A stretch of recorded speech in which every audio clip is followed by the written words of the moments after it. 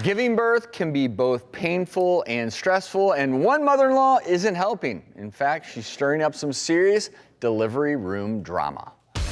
A mom-to-be is furious after finding out her mother-in-law was trying to block her from getting an epidural by going through her husband. The pregnant woman was using her husband's phone when the mother-in-law texted him saying, "Going back to the conversation we had last Friday, I strongly believe you shouldn't let her get an epidural. As a mother, she is supposed to be able to take the pain."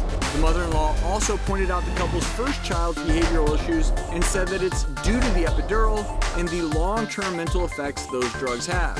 She texted her son to please be a man and do not allow her to get one.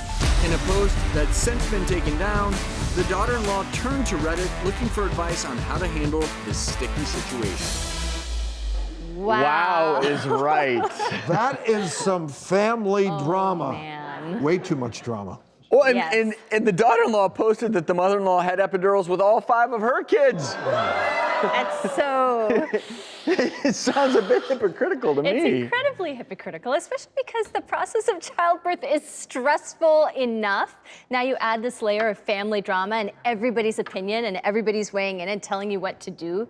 It's just another form of mom shaming, just to make you feel guilty about what your choices are. Absolutely. And you know, it's funny that pregnancy has a tendency to bring out the worst in people, that everybody has an opinion. You should do it this way, you should do it that way. I mean, come on, people. And that's where this story comes, is these are from posts, and the posts are recently updated that they have cut the mom-in-law off. And we can talk in a minute about what to do when family members intrude, but a lot of people do have questions when it comes to epidurals, and joining us today in the audience is Anesthesiologist Dr. Edna Ma. Welcome. So, Doc, Welcome, Dr. Ma. welcome Thank you to for having me. welcome to Yes. the show, and let's talk about the mother-in-law's claims that epidurals might lead to behavioral issues in the child. I'm sure the mother-in-law's intentions are well-meaning and that her worries come from a good place, but there's no scientific data that supports her concerns. Epidurals do not cause behavioral problems, mental problems, or neurocognitive delays in newborns.